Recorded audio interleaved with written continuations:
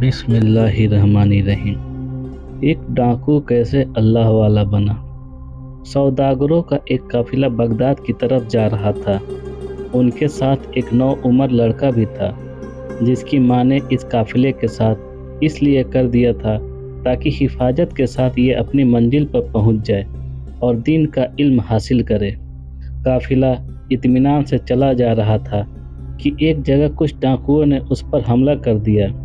काफिले वालों ने अपना माल बचाने के लिए बड़ी चालें चली कि किसी तरह से कुछ माल बचा लें, लेकिन डाकुओं के सामने उनकी एक चाल भी काम न आई। काफिले वाले उनसे रहम की अपीलें करते रहे, लेकिन डाकुओं के दिल नहीं पसीजे।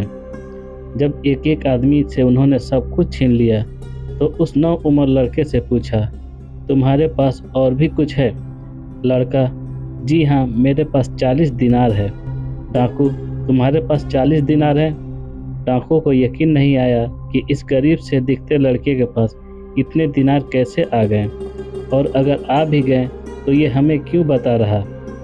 यही सोचते सोचते वो इस लड़के को अपने सरदार के पास ले गया।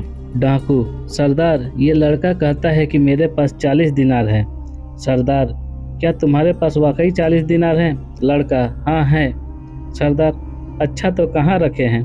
लड़का, जी मेरी कमर से एक थैली बंधी हुई है, उसमें रखे हैं। सरदार ने लड़के की कमर से थैली खोली तो उसमें वाकई 40 दिनार थे।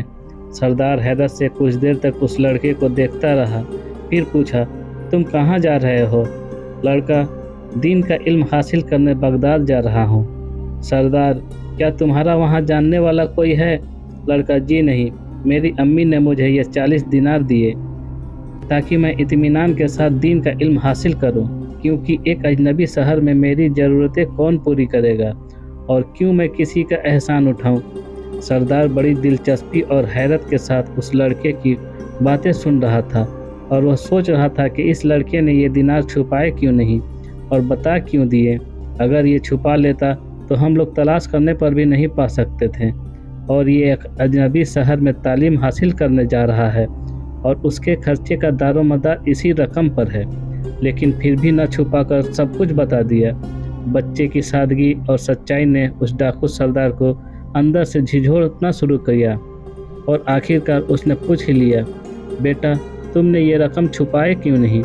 अगर तुम न बताते तो हमें शक भी नहीं होता कि तुम्हारे पास भी इतने पैसे हैं। लड़का, जब मैं घर से निकल रहा था तो मेरी माँ ने मुझसे कहा था कि तुम कुछ भी हो, तुम झूठ नहीं बोलना, तो भला मैं अपनी माँ के हुक्म को कैसे टाल सकता था।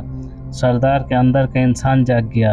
वो सोचने लगा कि ये छोटा लड़का अपनी माँ का ऐसा फर्माबरदार है कि वो पैसे न होने की वजह से अपनी होने वाली मुश्किलों को जानता है और अपना मुस्तकबिल तबाह होते देख रहा है, लेकिन माँ का हुक्म टालने को तैयार नहीं। और मैं कितने अरसे से बराबर अपने रब और परवरदिगार के हुक्म को रौंद रहा हूँ। उसने लड़के को गले से लगा लिया, उसके साथ पूरे काफिले का सामान वापस कर दिया और खुदा के आगे सजदे में गिरकर गिड़गिड़ाने लगा, और उसने सच्चे दिल से तौबा की तो खुदा की रहमत ने उसे अपनी आगोश में ले लिया। फिर यह डाकू अपने वक्त का एक ज़बरदस्त वली और अल्लाह वाला बना, और खुदा के बंदों को लूटने वाला, खुदा के बंदों को दीन की दौलत तकसीम करने वाला बन गया। एक अजीम माँ की तरबियत ने सिर्फ अपने बच्चे को ही ऊंचा नहीं उठाया, बल्कि डाकुओं की भी तकदीर बदल दी। ये वही होनहार लड़का है जिसको सारी इस्लामी दुनिया अब्दुल कादिर जिलानी रहमतुल्लाह अलैह के नाम से जानती है, और जिनका नाम आते ही दिल अकीदत और एहतराम से झुक जाते हैं। अल्लाह हम सबको अमल करने की तौफीक अता फरमाए। अगर आपको ये वाक़या पसंद आया हो तो कमेंट करके बताएं, और लाइक और शेयर करना ना भूलें, और अगर चैनल पे नए हैं तो जाते जाते चैनल को ज़रूर सब्सक्राइब कर लें। अल्लाह हाफिज़।